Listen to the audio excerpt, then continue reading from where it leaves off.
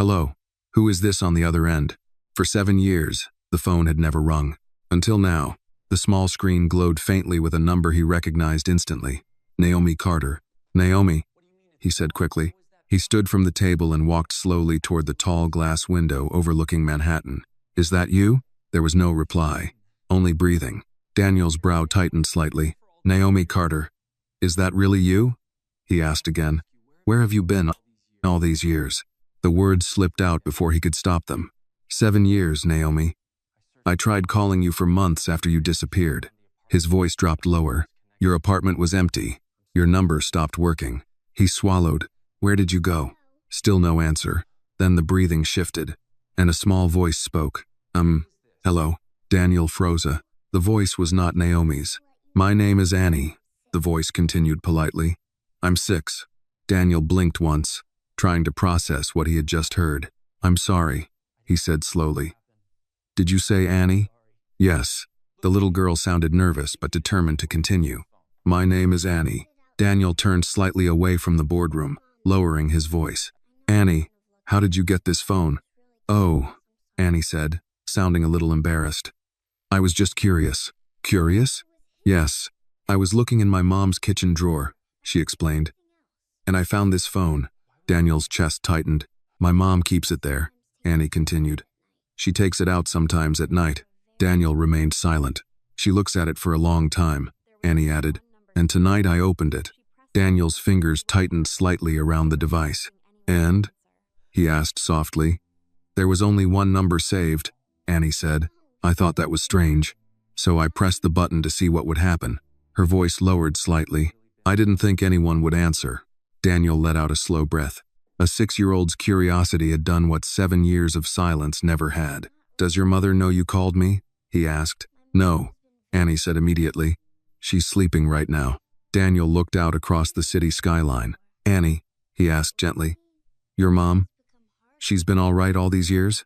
There was a pause. Then Annie answered honestly. She was okay before. Daniel listened carefully. But things got hard lately, Annie continued. How so? He asked softly. My mom lost her job, Annie said. She worked at a diner near the harbor. But it closed.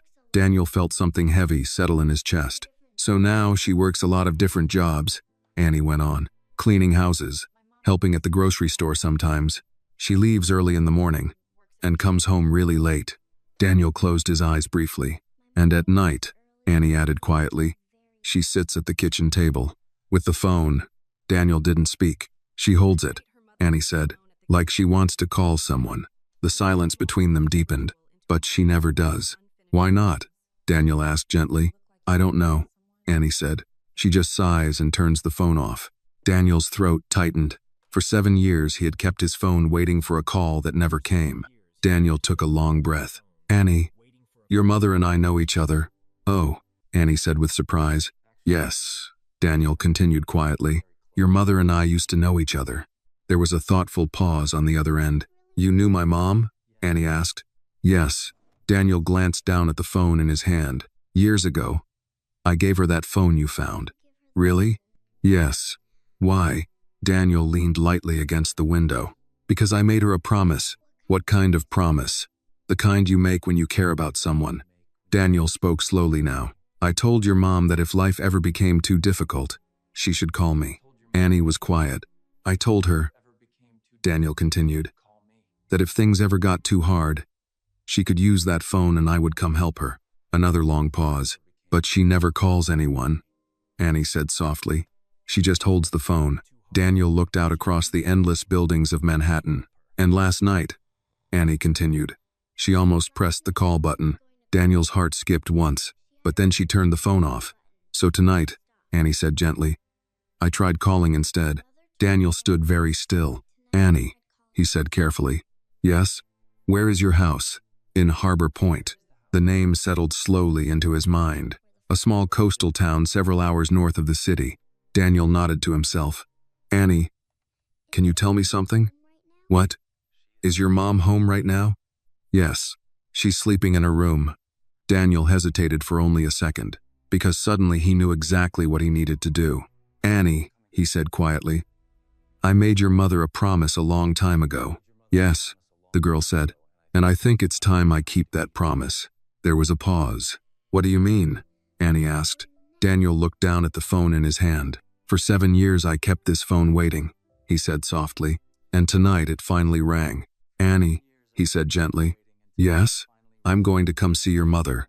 The girl sounded surprised. You are? Yes. Daniel straightened slowly, because I told her that if life ever became too difficult, she should call me. And tonight, he added quietly, someone finally did. Then Annie asked softly, Are you really going to come? Annie, he said gently into the phone. Yes. I'm really going to come. The little girl seemed to consider this very seriously. Okay, she said at last. There was a quiet rustling sound on her end of the call. My house is the blue one, she added helpfully. Near the harbor. Daniel almost smiled. Harbor Point isn't a very big town, is it? He asked. No, Annie replied. Everyone knows everyone.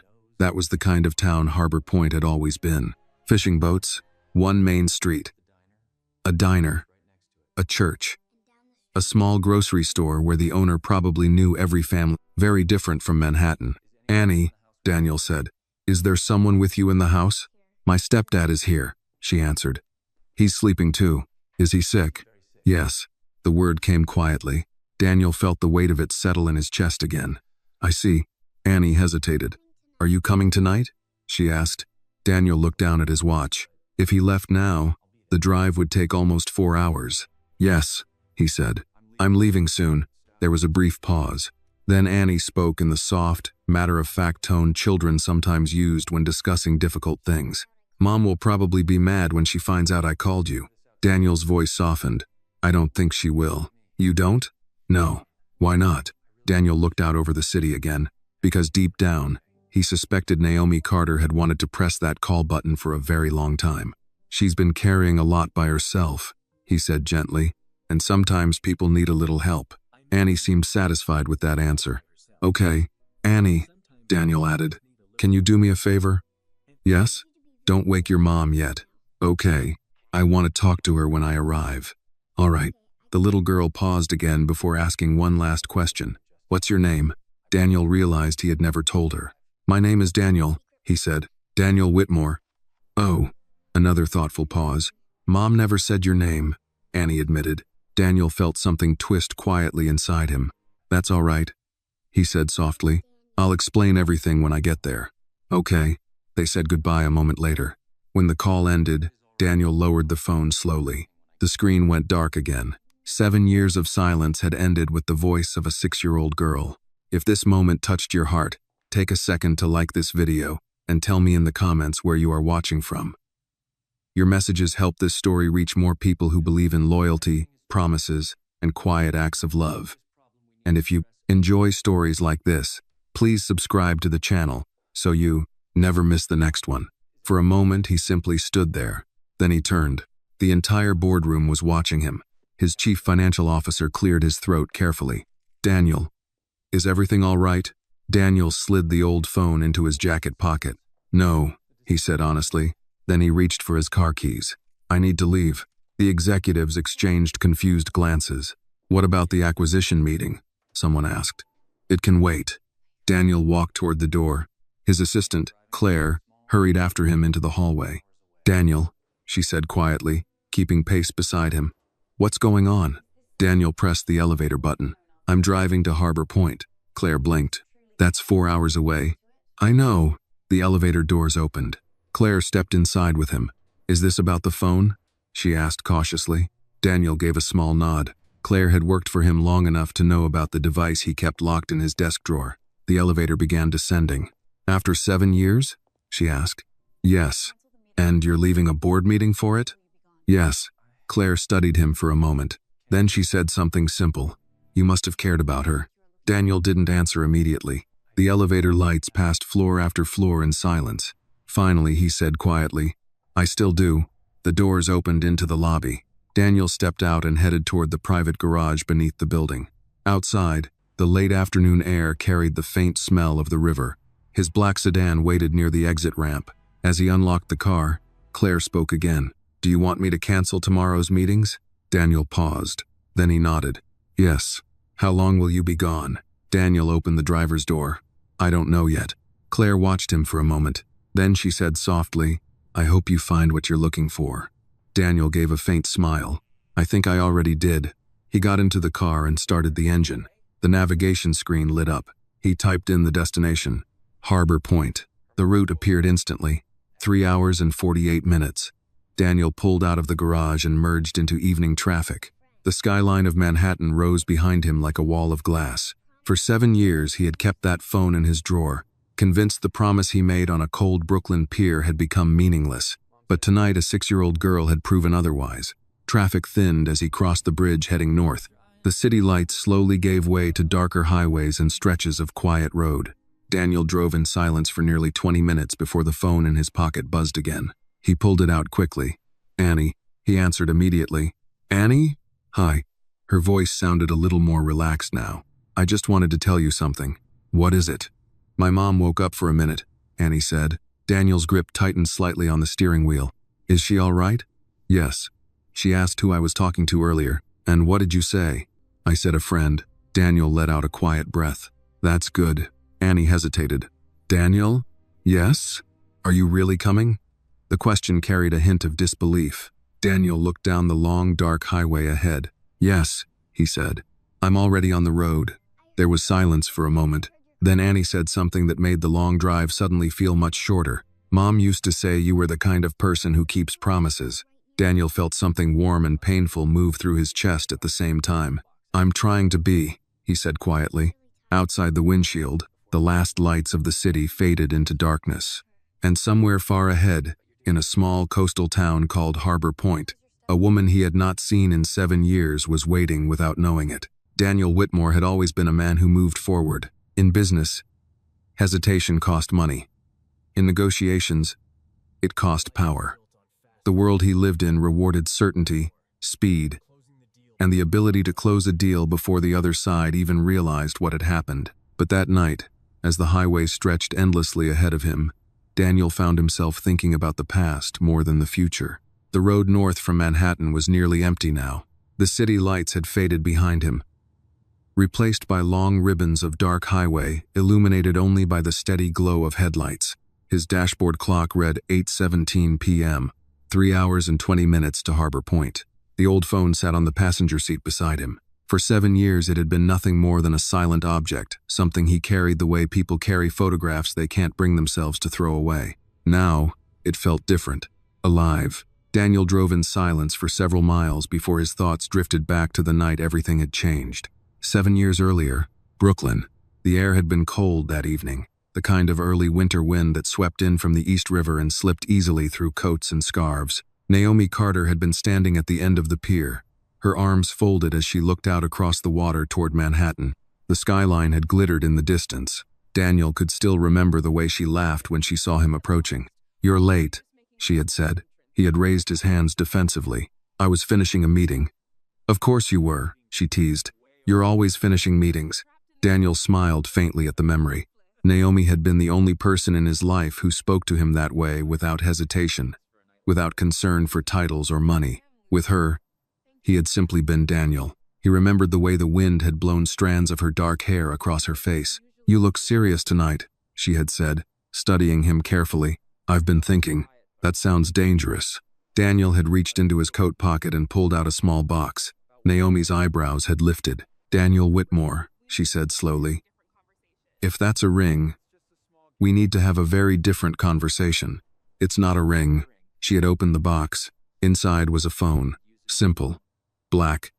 Brand new. Naomi looked up at him, confused. You bought me a phone? Yes. Why?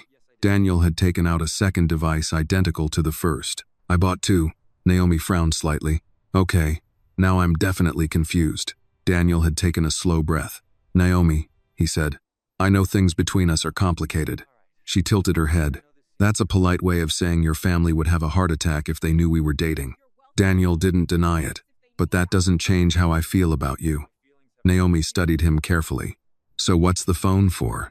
Daniel handed her the device. I want you to keep this. And do what with it? Use it if you ever need me. Naomi laughed softly. I have your number already. Not like this.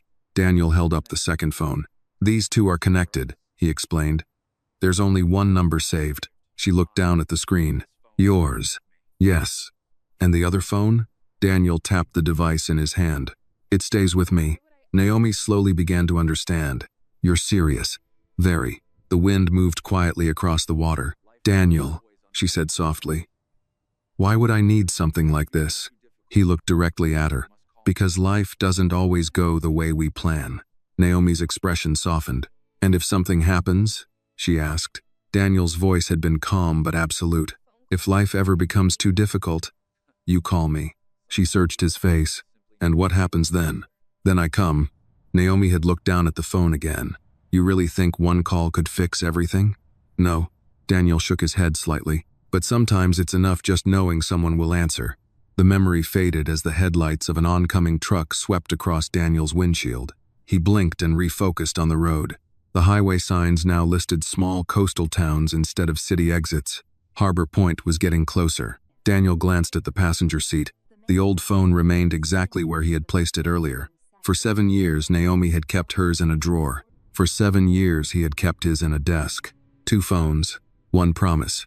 And somehow it had taken a curious 6-year-old girl to bring that promise back to life. His thoughts drifted again, this time not to the past, but to Annie. Her voice had been careful, thoughtful. Children who grew up around hardship often sounded older than they were. She had spoken about her mother with quiet loyalty, about the diner job, about the late nights, about the phone Naomi held but never used. Daniel tightened his grip slightly on the steering wheel. Naomi had always been stubborn about accepting help.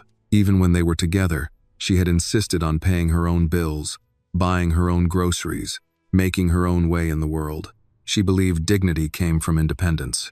Daniel had admired that about her, but now he wondered how many difficult nights she had faced alone. The highway curved along a dark stretch of coastline. The faint smell of salt drifted through the vents. Another road sign appeared ahead. Harbor Point, 42 miles. Daniel felt something shift quietly in his chest. After 7 years, the distance between them had shrunk to less than an hour. His phone buzzed again. This time it was a text message. From Annie. He glanced quickly at the screen at a stoplight. Mom fell asleep again. House is quiet. Drive safe. Daniel smiled faintly. 6-year-olds didn't usually send messages like that. But Annie clearly understood something important was happening tonight. He typed a short reply when the light turned red again. Almost there. Take care of your mom. The message delivered instantly. The light turned green. Daniel pressed the accelerator and the car moved forward into the dark coastal highway. Ahead of him lay Harbor Point. Behind him lay 7 years of unanswered questions. But for the first time in a long time, Daniel Whitmore felt something unexpected. Not regret, not anger. Something simpler. Hope. The road into Harbor Point narrowed long before Daniel Whitmore saw the town itself. The wide highway gradually gave way to a smaller coastal road lined with dark trees and quiet houses set back from the pavement. The air smelled faintly of salt and wet wood, the unmistakable scent of towns that lived beside the ocean. Daniel slowed the car slightly as he passed the wooden welcome sign at the edge of town. Welcome to Harbor Point. Population 3,482. Small towns always had a different rhythm from cities. Even at night, you could feel it. The quiet patience of places where people had known each other for generations. Daniel drove past a row of dim storefronts, a diner with its neon sign half lit, a bait shop with fishing nets hanging in the window, a small church whose white steeple stood out against the dark sky. It was the kind of town where everyone would notice a stranger's car. His phone buzzed softly on the passenger seat. Annie again. He answered through the car speaker. Hi, Annie.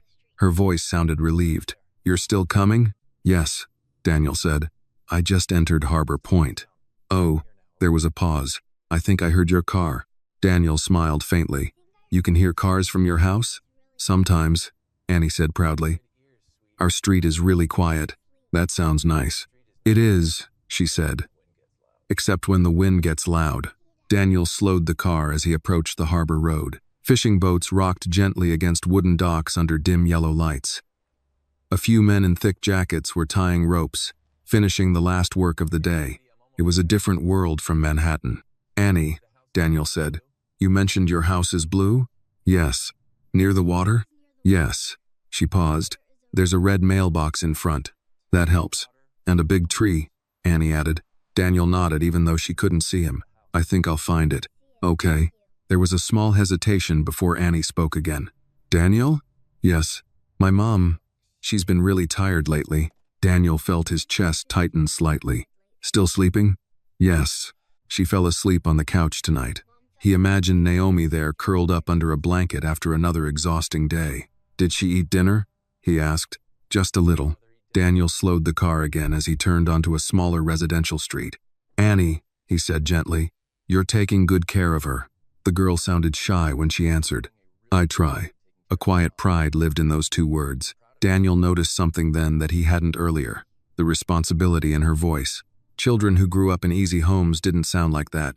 Your stepdad, Daniel said carefully. How is he doing? Some days are better, Annie replied. Tonight he's sleeping. I see.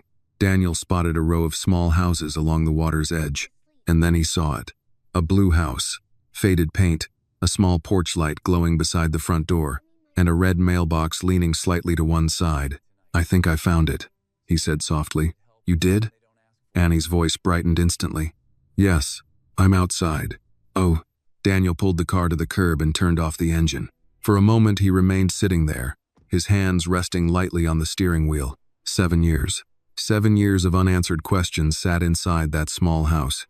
Annie, he said quietly, I'm going to come to the door. Okay. And remember, okay. I'll explain everything. Okay. He ended the call and stepped out of the car. The night air was colder near the water. The porch light illuminated the small front yard, where a bicycle leaned against the railing. Training wheels. Daniel noticed that detail immediately. A child's world. He walked slowly up the path. The wooden steps creaked softly as he climbed onto the porch. For a brief moment he stood there, looking at the door.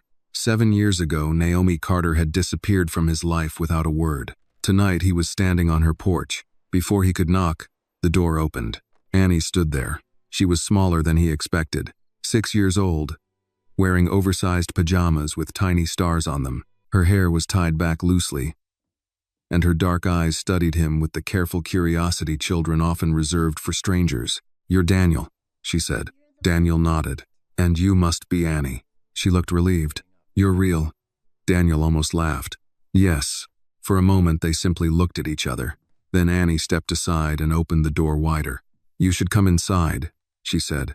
Daniel entered quietly. The house was modest but warm. A small living room with worn furniture, a lamp glowing beside the couch, children's drawings taped to the wall near the hallway. Daniel's eyes moved slowly around the room. Every detail spoke of a life built carefully, one day at a time. Mom's over there, Annie whispered. Daniel followed her gaze. Naomi Carter lay asleep on the couch beneath a thin blanket. The soft lamplight fell across her face. She looked thinner than he remembered, more tired, but unmistakably the same woman. Daniel felt the breath leave his chest. For a moment the past and present collided so sharply he had to steady himself. 7 years vanished in an instant. Naomi shifted slightly in her sleep but didn't wake. Annie watched him carefully. You know her, she said quietly. Daniel nodded. Yes, she's my friend. Annie seemed satisfied with that explanation. She talks about you sometimes, the girl added softly. Daniel looked at her. What does she say? Annie shrugged. She says you were someone who kept promises. Daniel felt the weight of those words settle deeply in his chest. For 7 years, Naomi had believed that. Even while never making the call, he stepped closer to the couch. Naomi stirred again.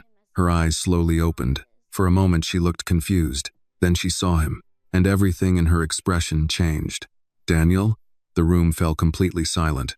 Naomi Carter sat up slowly on the couch, the blanket slipping from her shoulders as if gravity itself had suddenly become uncertain. For several seconds she simply stared at him. The room was quiet except for the distant sound of waves hitting the harbor and the soft hum of an old refrigerator somewhere in the kitchen. Daniel, she said again, her voice barely above a whisper. Daniel stood a few feet away. His hands relaxed at his sides, though the tension in his chest felt anything but calm. Yes, he said gently. Naomi blinked, as if trying to bring the image in front of her into focus. 7 years had passed, yet the first emotion that crossed her face was not anger. It was disbelief. How? She began. Her gaze moved past him for a moment. Annie? The little girl stepped closer to the couch. I called him, Annie said honestly. Naomi's eyes widened. You did what? I found the phone, Annie explained quickly. The one in the drawer. Naomi's hand instinctively moved toward the kitchen, as if the drawer were still there waiting for her. You shouldn't have, she started, but the words stopped halfway, because Daniel was standing in her living room, real, not a memory, not a voice from years ago. Daniel spoke softly. It's all right. Naomi looked back at him, the confusion in her expression slowly shifting towards something more complicated. You came, she said quietly. Daniel nodded once. You called. Naomi looked at Annie again. She called, Naomi corrected. Annie lowered her head slightly. I was curious, she said softly. Naomi let out a long breath and rubbed her temples. Oh my goodness. The room remained quiet. Finally, Naomi looked back up at Daniel. You drove all the way here? Yes. How long were you on the road? About 4 hours. Naomi shook her head slowly, as if trying to make sense of the moment. You shouldn't have done that. Daniel smiled faintly. I promised I would. The words landed gently but firmly in the room. Naomi looked down at her hands. For a moment, no one spoke. Then Annie broke the silence. I told him you've been tired, she said. Naomi looked at her daughter again. You told him that? And about the diner closing, Annie added. Naomi closed her eyes briefly. That was not something you needed to share. Annie looked uncertain. I thought he should know. Daniel stepped forward slightly. She was just being honest, he said quietly. Naomi glanced up at him. And you drove 4 hours because a 6-year-old was honest? Daniel considered that. Yes. Naomi gave a short breath that was almost a laugh. You haven't changed. Neither have you, Daniel said. That wasn't entirely true. He could see the years on her face, the exhaustion in her posture, the quiet strain that comes from carrying too much responsibility for too long. But the determination in her eyes was the same. Naomi pulled the blanket tighter around herself. You look like you run the world now, she said. Daniel shrugged slightly. I run a company. That's not what the internet says. Daniel smiled faintly again. I try not to believe everything the internet says. Annie watched the conversation carefully, her eyes moving back and forth between them. You two really do know each other, she said. Naomi looked at her daughter with a tired smile. Yes, Daniel added quietly. A long time ago, Annie climbed onto the couch beside her mother. Mom used to talk about someone named Daniel, she said. Naomi's head turned quickly. I did. Sometimes, Annie replied. When? Mostly when you thought I was asleep. Naomi's cheeks colored slightly. Daniel felt something shift in his chest again. Mom said you were kind, Annie continued. Naomi cleared her throat. Annie, and that you kept your word, the girl finished. The room fell quiet once more. Daniel finally spoke. Annie also told me about the diner. Naomi's shoulders stiffened slightly. That's not your problem. It might be. No, Naomi said firmly. It isn't. Daniel nodded slowly. I understand why you'd say that. Because it's true. Naomi, he said gently. You were working 2 jobs. Naomi looked away. You always did too much. That's called surviving, she replied. Daniel studied her carefully. And holding the phone every night? Naomi froze. For a moment she said nothing. Annie looked between them curiously. I told him about that, she admitted. Naomi exhaled slowly. Yes, she said quietly. I suppose you did. Daniel spoke softly. Why didn't you call? Naomi's gaze moved to the small hallway window. Beyond it, the harbor lights shimmered across dark water. Because promises can be dangerous things, she said. Daniel frowned slightly. That wasn't how we meant it. Naomi looked back at him. You were offering help. Yes, and I would have taken it. Of course. But then what? She asked quietly. Daniel didn't answer immediately. Your family hated me, Daniel. The words were calm, but they carried the weight of years. Your world was never going to accept someone like me. Daniel didn't deny it, but that didn't mean it meant everything. Naomi said gently. She gestured toward the house around them. This life may not look impressive to you. It does, Daniel said quietly. Naomi paused. Then she asked something that had clearly lived in her mind for years. Why did you keep the phone? Daniel reached slowly into his jacket pocket. He pulled out the old device and placed it on the coffee table. The same model, the same worn edges. Naomi stared at it. You kept it, she whispered. For 7 years. Daniel nodded. Because I meant what I said that night. Naomi's eyes softened. Annie looked between the two phones as if she had just discovered a secret map. So there were two? She asked. Daniel smiled slightly. Yes. One for your mom, and one for me. Annie considered that carefully. Then she said something very simple. Well, it's good I called then. Daniel and Naomi both looked at her. For the first time that night, Naomi laughed quietly. Yes, she said. I suppose it is. Naomi's laughter faded slowly, leaving a softer silence behind it. The small living room felt warmer now, though the ocean wind outside continued to brush quietly against the windows. Annie remained curled beside her mother on the couch, studying Daniel with the same thoughtful curiosity she had shown since he walked through the door. Daniel sat in the worn armchair across from them. The two identical phones rested on the coffee table between them like quiet witnesses to a promise that had waited 7 years to be fulfilled. For a while, none of them spoke. Then Annie broke the silence again. Mom, she said softly, you should tell him about Dad. Naomi stiffened slightly. Daniel noticed the change immediately. Your stepfather? He asked gently. Annie nodded. He's in the bedroom. Naomi sighed, the sound tired but patient. He's been sick for almost a year, she explained. What happened? Daniel asked. Lung disease, Naomi said quietly. Years working construction finally caught up with him. Daniel leaned forward slightly, listening carefully. He can't work anymore, Naomi continued. Most days he barely leaves the bed. Annie's small hand slipped into her mother's. So Mom works, the girl said matter-of-factly. Naomi glanced at her daughter with a faint smile. Yes, Mom works. Daniel studied Naomi carefully. How many jobs? Naomi hesitated. Enough. That sounds like more than one. Naomi gave a tired shrug. I cleaned houses in the mornings, the diner in the afternoons. Sometimes I helped the grocery store stock shelves at night. Daniel felt something tighten in his chest. That's 3 jobs. Was. Naomi corrected quietly. Daniel raised his eyebrows. The diner closed last month. Naomi nodded. The owner couldn't afford to keep it open. The room fell silent again. Annie leaned slightly against her mother's shoulder. Mom says we'll be okay, she said. Naomi squeezed her hand gently. We will be. Daniel believed that Naomi believed it, but he also knew the cost of carrying a family alone for too long. Naomi, he said carefully, why didn't you ever call? She looked at the phone on the coffee table, then back at him. Because the moment I did, she said quietly, everything would have changed. Daniel frowned slightly. That was the point. No, Naomi said softly. That was the danger. Daniel didn't interrupt. Naomi leaned back against the couch. You gave me that phone on a cold night in Brooklyn, she said. You told me if life ever became too difficult, I should call. I meant it. I know. Naomi's voice remained calm, but her eyes held a depth of memory. But Daniel, you and I both knew something else too. What? Your family. Daniel didn't respond. You may not remember how powerful your last name sounded to people like me, Naomi continued. But I do. Daniel's jaw tightened slightly.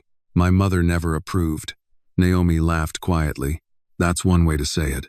She looked around the small living room. I left before she had the chance to make my life impossible. Daniel studied her carefully.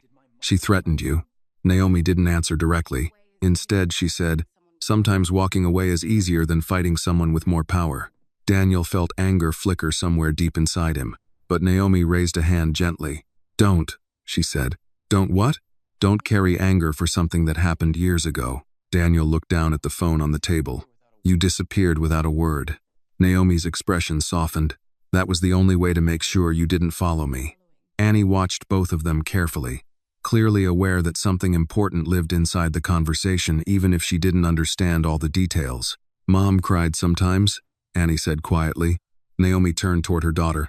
Annie, I saw you, the girl continued. Late at night. Naomi sighed softly. You were supposed to be asleep. I tried, Annie said honestly. Daniel listened without speaking. And sometimes, Annie added, you held the phone. Naomi looked down. I remember. And you almost called. Annie said, yes. Why didn't you? Naomi was silent for a moment. Then she answered with quiet honesty.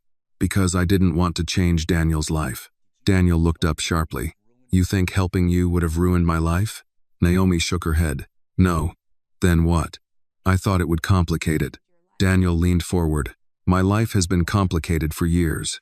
Naomi met his eyes. Yes, she said softly. But it was your choice. The truth in those words settled between them. Annie looked at the two adults for a long moment. Then she asked something simple. Are you two friends again now? Daniel glanced at Naomi. Naomi gave a small smile. I think we never stopped being friends. Daniel nodded slowly. Some friendships just take longer to come back. Annie seemed satisfied with that answer. Good, she said. Then she yawned. A long, heavy yawn that reminded everyone in the room that she was still only 6 years old. Naomi brushed Annie's hair gently. It's late. I'm not sleepy. Annie insisted immediately. You are. A little. Daniel smiled. Naomi stood carefully from the couch. I should put her to bed. Annie wrapped her arms around her mother's waist. Will Daniel still be here when I wake up? Daniel answered before Naomi could. Yes. Annie studied his face carefully, as if measuring the truth of that promise. Then she nodded. Okay. Naomi guided her daughter down the hallway. Daniel remained in the quiet living room. The sound of soft footsteps faded into the back of the house. For the first time since arriving, he allowed himself to relax slightly into the chair. The small home carried the scent of laundry soap and ocean air. A life built slowly, carefully. A few minutes later, Naomi returned. She sat down across from him. For a while, they simply looked at each other again. 7 years of distance still lived quietly between them, but it felt smaller now. You came a long way tonight, Naomi said. Daniel nodded. You never called. No, but Annie did. Naomi smiled faintly. She always was curious. Daniel looked down at the phone again. The promise still counted. Naomi leaned back in the couch. I suppose it did. Outside, the quiet harbor wind moved through the night, and for the first time in years, neither of them felt completely alone. Naomi returned to the living room quietly after tucking Annie into bed. The hallway light behind her dimmed as she gently pulled the bedroom door halfway closed. For a moment she stood there, leaning lightly against the wall, as if collecting her thoughts before stepping fully back into the room. Daniel was still sitting in the same chair, the old phone resting on the coffee table in front of him. He had not moved much since she left. The quiet of the house seemed to press gently around them now that Annie's voice was gone. Naomi crossed the room and sat down again on the couch. She fell asleep quickly, she said softly. Daniel nodded. She had a long day. Naomi smiled faintly. She's had a lot of those lately. A soft wind rattled the window pane beside the couch. The harbor was close enough that the tide could sometimes be heard at night if the town was quiet enough.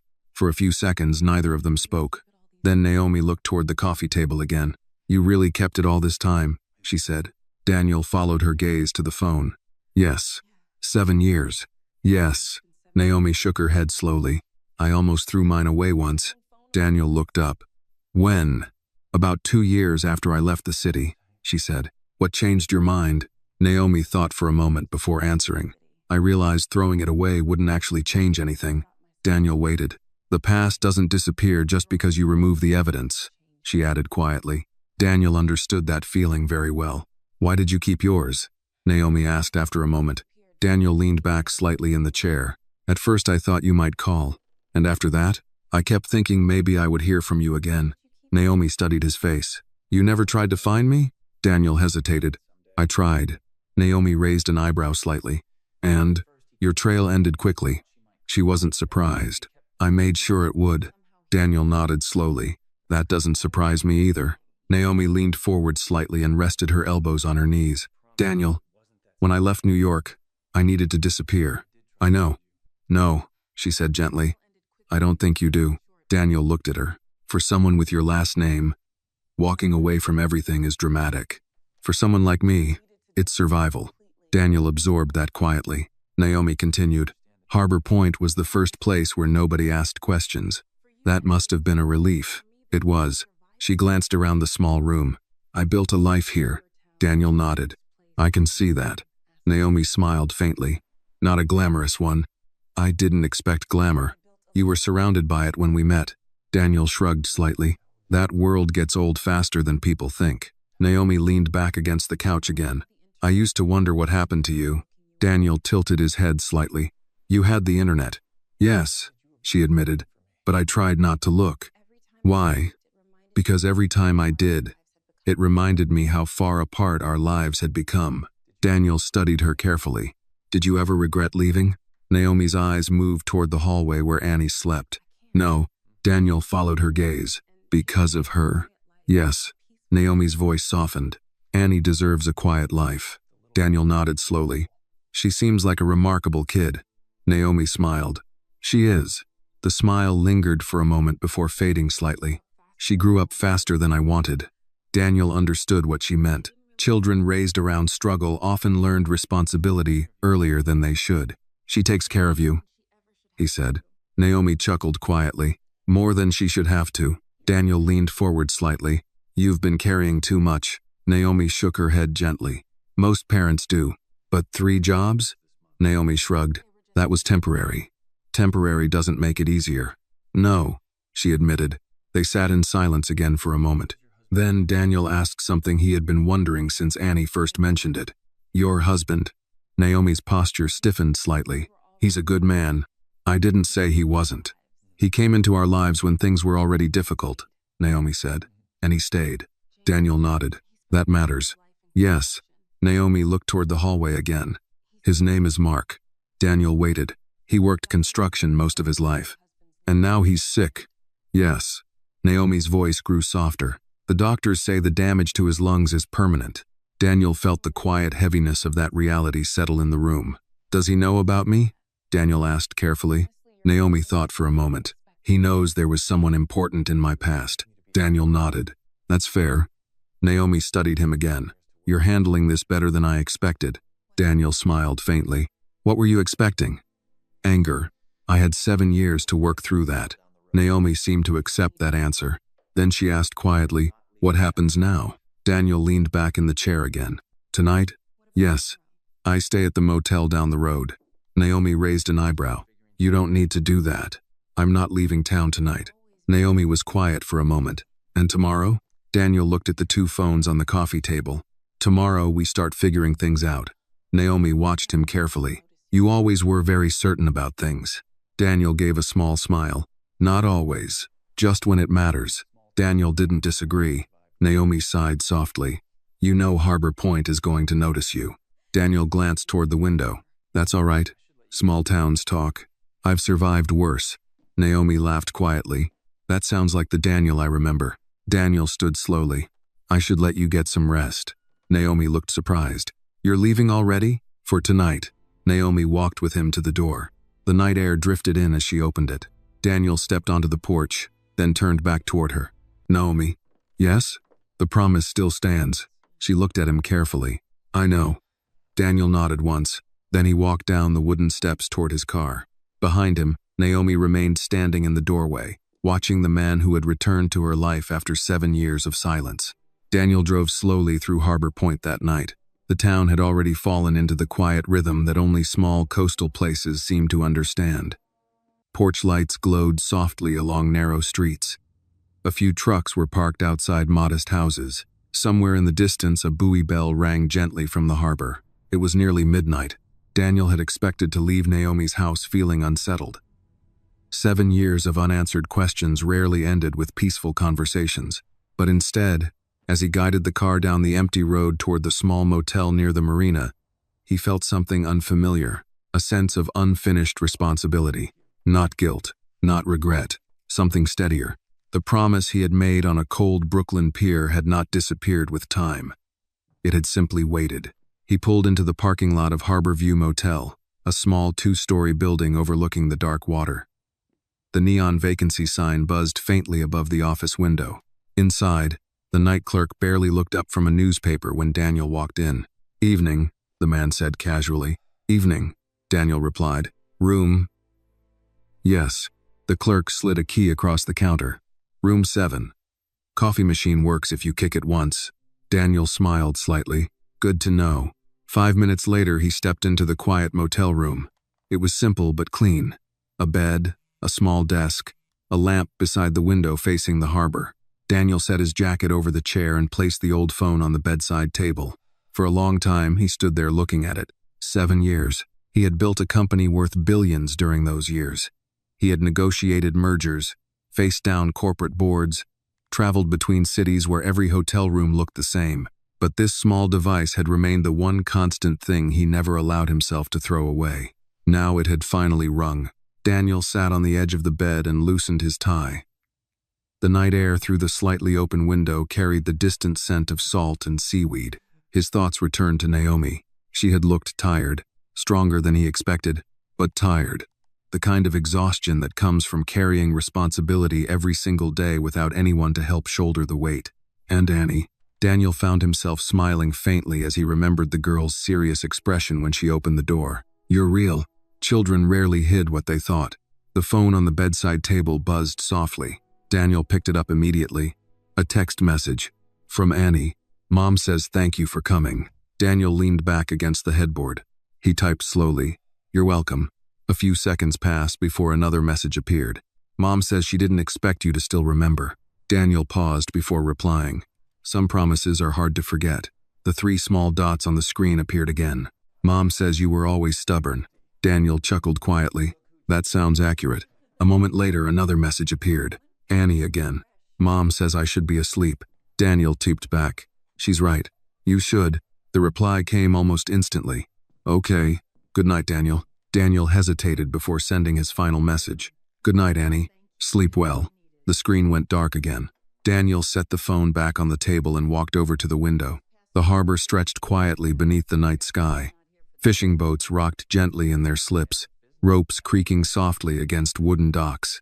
For the first time in many years, Daniel allowed himself to imagine something he had stopped considering long ago. What might have happened if Naomi had never left New York? If the world had been simpler? If 2 identical phones had not spent 7 years waiting in silence?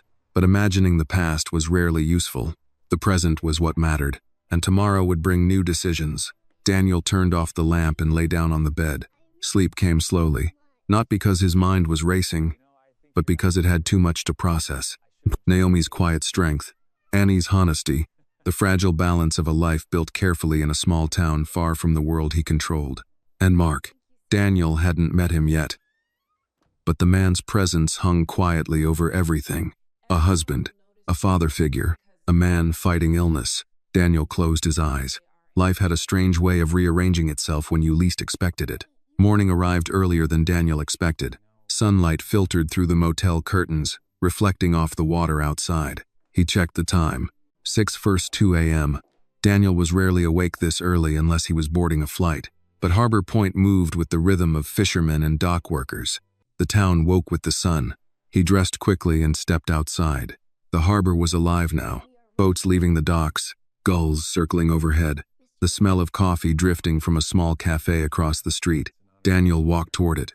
Inside, a handful of locals sat at the counter drinking coffee and discussing weather, tides, and the latest town gossip. When Daniel entered, several heads turned. Strangers were noticed immediately in towns like this. The waitress approached with a friendly smile. "Morning," she said. "Morning. Coffee?" "Yes, please." She poured a cup and set it in front of him. "You passing through?" Daniel considered the question. "Not exactly." She nodded as if that answer made perfect sense. "Most folks who stop here are either fishermen or lost." Daniel smiled slightly. "Which one do I look like?" "Neither," she said. "You look like someone with business." Daniel took a sip of the coffee. She wasn't wrong. Outside the cafe window, the harbor road stretched toward the small blue house where Naomi and Annie lived. And somewhere inside that house, a little girl who believed in promises was probably just waking up. Daniel Whitmore finished his coffee slowly, because today would be the first real day of something none of them had planned. And in Harbor Point, news had a way of spreading faster than the tide. Daniel Whitmore finished his coffee just as the morning sun began to rise over the harbor. The small cafe had grown busier in the last 20 minutes. Fishermen in worn jackets came and went, ordering eggs and coffee before heading toward their boats. A radio behind the counter played soft country music, the kind of background sound that made a place feel lived in. Daniel sat quietly at the end of the counter, listening more than speaking. Small towns revealed themselves slowly. The waitress who had served him earlier returned with the coffee pot. "Need a refill?" she asked. "Yes, thank you." She poured another cup and glanced toward the window where Daniel had been looking. "You staring down Harbor Street like that?" she said casually. "I'm guessing you're visiting someone."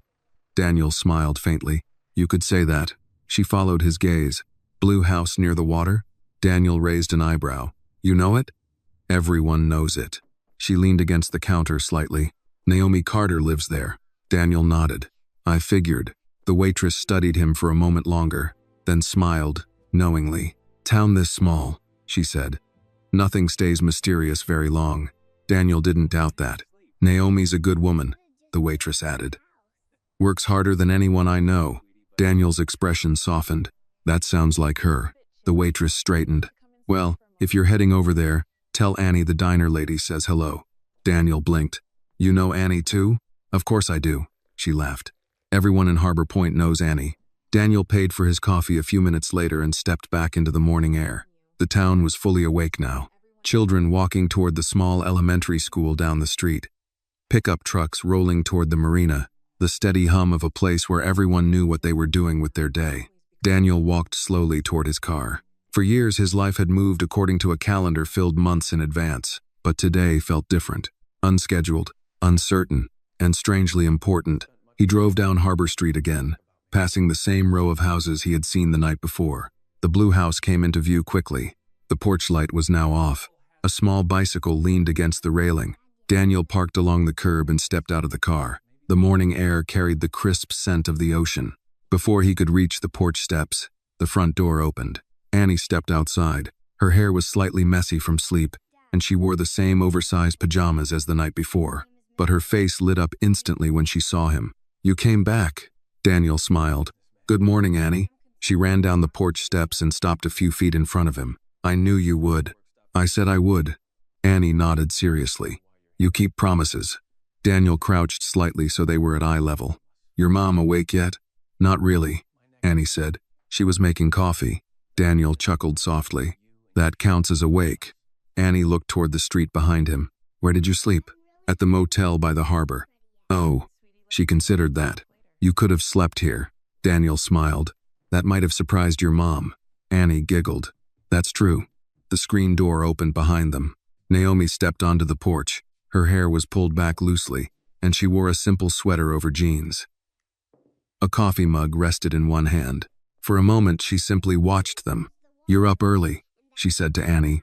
I wanted to see if Daniel came back. Naomi looked at Daniel. You didn't have to rush over here this early. Daniel shrugged lightly. I was already awake. Naomi nodded. Coffee? Yes, please. She stepped aside and gestured toward the door. Daniel followed Annie into the house. The morning light made the small living room feel warmer than it had the night before. Naomi placed a fresh mug on the kitchen table and poured coffee. Daniel sat down across from her while Annie climbed onto the chair beside them. For a few moments, the three of them simply sat quietly. Then Naomi spoke. You probably noticed something about Harbor Point already. Daniel took a sip of coffee. Everyone knows everyone. Naomi nodded. And they'll know about you soon. That doesn't worry me. Naomi smiled faintly. It should a little. Annie looked between them curiously. Why? Naomi brushed her daughter's hair gently. Because when something new happens in a small town, people talk about it. Annie nodded thoughtfully. That's true. Daniel set his coffee mug down. I don't mind people talking. Naomi studied him carefully. You say that now. Daniel met her gaze calmly. I've spent most of my life in rooms where people talk about me. That's different. How? Because here, Naomi said quietly, people care about each other. Daniel understood what she meant. In cities like New York, curiosity often came with ambition. In small towns, it came with concern. Annie suddenly brightened. Daniel. Yes?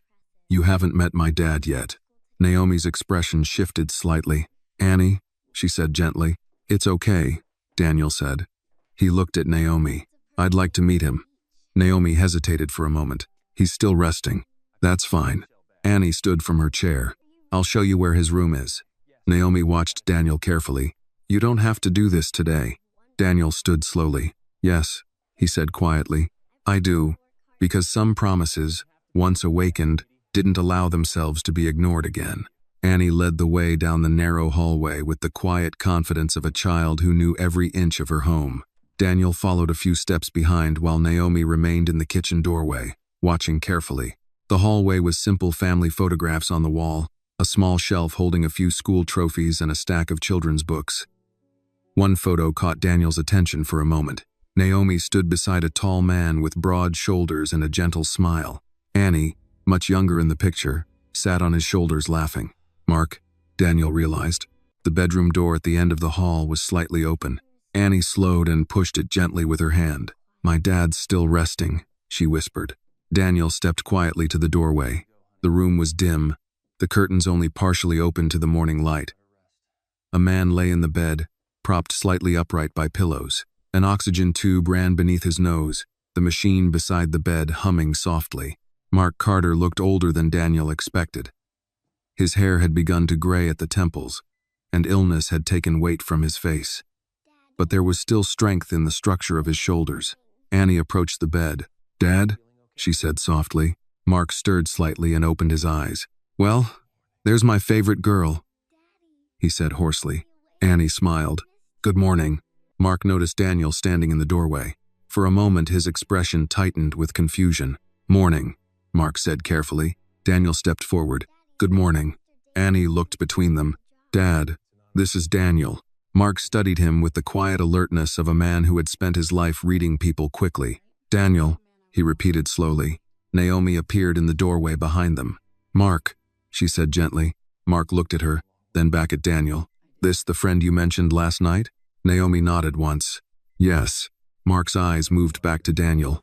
"You came a long way to visit." Daniel stepped closer to the bed. "I did." Mark gave a faint smile. "Well, anyone Annie trusts that quickly can't be all bad." Annie climbed onto the edge of the bed beside him. "He drove 4 hours." Mark raised an eyebrow. "Did he now?" Daniel nodded slightly. "I owed your family a visit." Mark glanced at Naomi. "That so?" Naomi met his gaze calmly. "Yes." Mark seemed to accept that explanation. He looked back at Daniel again, studying him more closely this time. "You look like a businessman." Daniel smiled faintly. "I suppose that's accurate." "What kind?" "I run a technology company in New York." Mark let out a quiet whistle. "Well," he said slowly, "that's a bit bigger than Harbor Point." Annie looked proud. "Daniel has a really important job." Mark chuckled softly. "I'm sure he does." Daniel noticed the oxygen machine beside the bed and the small tray of medications on the nightstand. "Naomi mentioned you've been dealing with some health problems," Daniel said gently. Mark shrugged slightly. "Comes with the territory when you spend 20 years breathing construction dust." Naomi stepped closer. "You don't have to talk about that right now." Mark waved a hand lightly. "I've had plenty of practice." He looked back at Daniel. "Doctors say my lungs are about as useful as an old fishing net." Daniel frowned slightly. "Are you receiving proper treatment?" Mark gave a small laugh. "This is a small-town hospital situation." Daniel understood what that meant immediately. Limited resources, long waiting lists, the kind of healthcare system that worked best when people had time and money. Two things Naomi had clearly been short on. Mark studied Daniel again. "You look like a man who's trying to solve something." Daniel met his gaze calmly. "I usually am." "Well," Mark said, leaning back against the pillows, "life in Harbor Point isn't a problem you can fix with a spreadsheet." Daniel smiled slightly. "I'm starting to see that." Annie slipped her hand into her father's. "Daniel keeps promises," she said proudly. Mark raised an eyebrow. "That right?" Daniel glanced at Naomi briefly before answering. "Yes." Mark nodded slowly. "Those are rare these days." Naomi stepped forward. "Mark." Daniel came because Annie called him last night. Mark blinked. "She did?" Annie nodded. "I found the phone in the drawer." Mark looked amused. "You've always been curious." Daniel reached into his jacket and placed the old phone on the small table beside the bed. Mark studied it. "That thing looks like it came from another decade." "It did," Daniel said. Naomi spoke quietly. "Daniel gave me that phone years ago." Mark looked between them. "Before you moved here?" "Yes." Mark nodded slowly. "Guess that explains why Annie found only one number in it." Daniel smiled faintly. "That was intentional." Mark looked thoughtful. "Well," he said finally, "seems like that old promise finally caught up with you." Daniel didn't deny it. "Yes," he said quietly. "It did." The room fell into a comfortable silence for a moment. Then Mark looked at Daniel again with a steady expression. "You seem like a decent man." "I try to be." Mark nodded. "Good." He glanced at Naomi and Annie, because these two deserve decent people around them. Daniel understood the meaning behind the words. Responsibility, trust, protection. I agree, Daniel said. Mark relaxed slightly into the pillows. Well then, he said with a smile. I suppose we'll see what happens next. Daniel looked at Naomi again, then at Annie, and for the first time since arriving in Harbor Point, he felt certain about something. This visit was not going to be a short one. Morning light filled the small bedroom as the conversation slowly came to a natural pause. The oxygen machine continued its quiet rhythm beside Mark's bed, a steady mechanical breathing that reminded everyone in the room that time, health, and strength were things no one could control forever. Daniel stood near the foot of the bed, hands loosely in his pockets, while Annie remained seated beside her father. Naomi leaned against the doorframe, watching the three of them with a thoughtful calm that had settled over her since the night before. Mark studied Daniel for another moment. Then he gave a small nod. Well, he said, his voice still rough but steady. You didn't drive 4 hours just to introduce yourself. Daniel smiled faintly. No, I figured. Mark shifted slightly against the pillows. So what's the plan? Daniel glanced briefly at Naomi before answering. That depends on what your family needs. Mark chuckled quietly. That's a dangerous sentence. Why? Because most people who say it don't actually mean it. Daniel didn't respond right away. He had spent his adult life in boardrooms where people spoke in carefully crafted phrases that hid their true intentions. But this was not one of those rooms. I meant it, he said calmly. Mark seemed satisfied with that. Naomi finally stepped further into the room. Mark, she said gently. Daniel just arrived last night. I know, Mark replied. Maybe we shouldn't start solving the world's problems before breakfast. Mark gave a tired smile. Fair point. Annie looked between them. I'm hungry. Naomi laughed softly. That settles it. She turned toward the hallway. Breakfast first. Annie hopped off the bed immediately. I'll help. You'll help by washing your hair, Naomi, he said. The girl ran down the hallway. Mark watched her go with a soft expression that briefly replaced the exhaustion in his face. She's the best thing that ever happened to this house, he said quietly. Daniel nodded. I can see that. Mark turned his gaze back to Daniel. You know, he said slowly, small towns have a way of measuring people. Daniel tilted his head slightly. How's that? We watch what they do when things get difficult. Daniel understood. And? Mark shrugged slightly. You showed up. The simplicity of the statement carried more weight than any compliment. Daniel inclined his head slightly. I said I would. Mark nodded once more. Then maybe Annie was right about you. Daniel gave a small smile. Kids usually are. Naomi returned a moment later. Mark, you need to rest. I will. She adjusted the blanket over him with practiced care. Daniel could see how many times she had performed that same routine. Quiet responsibility. Every day. Daniel, Naomi said. The kitchen's this way. He followed her down the hallway. The house smelled faintly of coffee and toasted bread. Sunlight poured through the kitchen window, reflecting off the small harbor visible between two neighboring houses. Annie stood at the sink, drying her hands. I'm making pancakes, she announced proudly. Naomi raised an eyebrow. You're helping make pancakes. That's what I meant. Daniel took a seat at the small wooden table. The room felt simple and warm in a way Manhattan apartments rarely did. Naomi moved easily through the kitchen, measuring flour and cracking eggs into a bowl, while Annie stirred with enthusiastic determination. You cook every morning? Daniel asked. Naomi shrugged. Most mornings. That must take time. It's cheaper than eating out. Daniel nodded slowly. He had forgotten how carefully people sometimes had to plan ordinary meals. Annie looked over at him. Do you cook? Daniel smiled. I can make coffee. That's not cooking. I agree. Naomi laughed softly. Don't worry, she said to Annie. We'll teach him. Daniel leaned back slightly in the chair. I look forward to that. The batter was ready within minutes. Soon the small kitchen filled with the comforting smell of pancakes cooking on the stove. For a little while, the conversation remained light. Annie talked about school, her favorite teacher, the science project she was building about ocean tides. Daniel listened with genuine interest. Naomi watched the interaction quietly. Finally, Annie asked the question that had clearly been waiting in her mind. Daniel? Yes. Are you staying in Harbor Point for a long time? Naomi glanced toward him. Daniel considered the question carefully. I'm staying as long as I'm needed. Annie nodded as if that made perfect sense. That's good. Naomi placed a plate of pancakes on the table. Eat before they get cold. They began breakfast together. Simple food. Warm kitchen. Morning sunlight. Daniel realized something unexpected then. For years, he had believed success meant controlling every piece of his life with precision. But sitting in that small kitchen in Harbor Point, listening to a 6-year-old talk about school projects while Naomi poured coffee and the smell of pancakes filled the air, he felt something far more valuable than control. He felt connected, not to a deal, not to a company, to people. Naomi sat down across from him. "Daniel," she said quietly once Annie became busy with her plate, "you don't have to fix everything." Daniel looked at her calmly. "I know. Then why are you still here?" He didn't hesitate. "Because walking away would mean breaking a promise." Naomi studied him carefully. "And you've waited 7 years to keep it." Daniel nodded. "Yes." Naomi leaned back slightly in her chair. Then she said something thoughtful. "Sometimes the hardest thing about promises isn't making them." Daniel raised an eyebrow.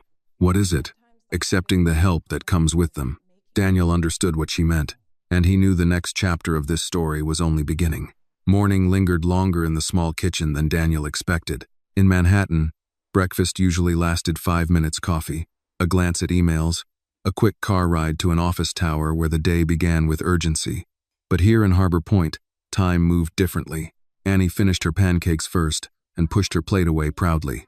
"I made those," she reminded Daniel. "You did an excellent job," Daniel said. Naomi raised an eyebrow. "You stirred the batter. That's still cooking." Daniel nodded solemnly. "I agree." Annie grinned and hopped down from the chair. "I'm going to get ready for school." Naomi looked surprised. "You remembered?" "Of course," Annie said. "Mrs. Delgado said being late 3 times means extra homework." "That's a strong motivator," Daniel said. Annie ran down the hallway, leaving the 2 adults alone at the table. The kitchen grew quieter again. Naomi wrapped her hands around her coffee mug. "You're good with her," she said. Daniel shrugged lightly. "She's easy to talk to." "That's because she trusts people quickly." Daniel nodded. "That can be a strength." "It can also be dangerous," Naomi said softly. Daniel understood. Children learned caution from the world around them, and Annie had grown up in a house where responsibility arrived early. "She's lucky to have you," Daniel said. Naomi gave a faint smile. "She thinks the same thing about me." Daniel glanced toward the hallway where Annie had disappeared. "Mark seems like a good man too." "He is," Naomi said quietly. She took a slow sip of coffee before continuing. "When I moved here, I had nothing but a few suitcases and the phone you gave me." Daniel listened carefully. "Mark was one of the first people who helped me settle in," she said. "He fixed the broken heater in the house without asking for anything." Daniel nodded. "That says a lot." Naomi leaned back slightly in the chair. "He never asked questions about my past either." Daniel smiled faintly. "That says even more." Naomi studied him for a moment. "You're thinking about something." Daniel didn't deny it. "Yes." "What?" He folded his hands on the table. "Mark's treatment." Naomi's expression tightened slightly. "We're managing. With difficulty."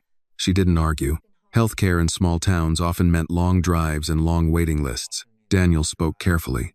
"There are specialists in Boston who work with advanced lung disease." Naomi Sehill. "Daniel, I'm not trying to take over," he said gently. "I know, but flying to Boston for medical treatment isn't exactly simple. It could be arranged."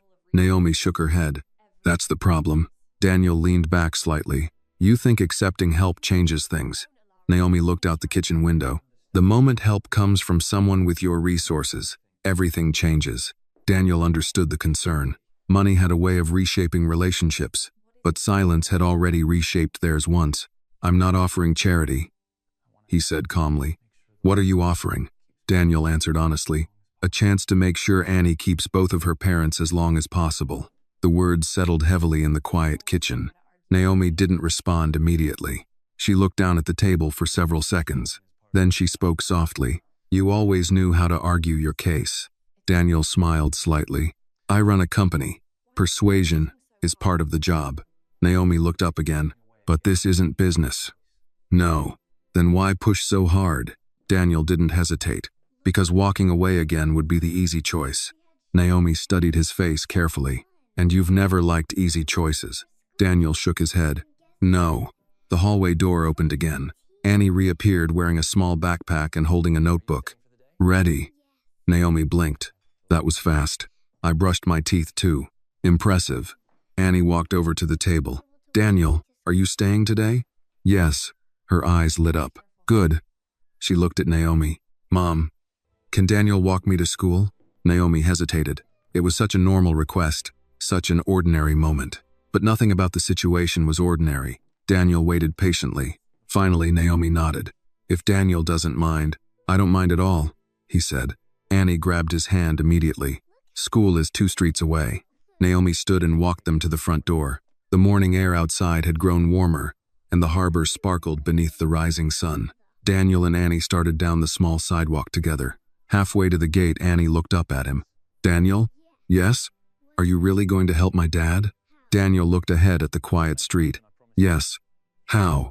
We'll figure that out. Annie thought about that. Then she nodded. That's what Mom says too. What does she say? She says when things get really hard, you just start solving one problem at a time. Daniel smiled. Your mom is very wise. They reached the small school building a few minutes later. Children ran across the playground while parents talked near the entrance. Annie turned before going inside. Thank you for coming, she said. Daniel knelt slightly so they were eye level. You're the one who called. Annie smiled proudly. Good thing I was curious. Daniel nodded. Yes, it was a very good thing. As Annie ran toward the school doors, Daniel stood quietly on the sidewalk. 7 years earlier, 2 phones had been given with a promise. Now that promise had finally been answered. And for the first time since that night on the Brooklyn Pier, Daniel Whitmore knew exactly what came next. He was going to keep it. This story reminds us that a true promise never expires with time. 7 years passed. Yet the simple commitment Daniel once made to answer if Naomi ever called remained alive in his heart. Life separated them. Pride kept them silent, and hardship built walls between their worlds. But in the end, it was the innocent curiosity of a child that reopened a door everyone believed was closed. The lesson is simple yet powerful. Loyalty, compassion, and the courage to show up for others can change lives. Success and wealth may shape a person's status, but character is revealed in quiet moments when someone keeps a promise, helps without expecting anything in return, and stands beside people who are struggling. In a world that often moves too fast to notice pain, this story reminds us that kindness and responsibility toward one another are the foundations of true humanity. This video is a work of fiction created with the assistance of artificial intelligence. All characters, events, and situations are not real and do not represent any actual people or true stories. The content is intended for storytelling and emotional illustration only.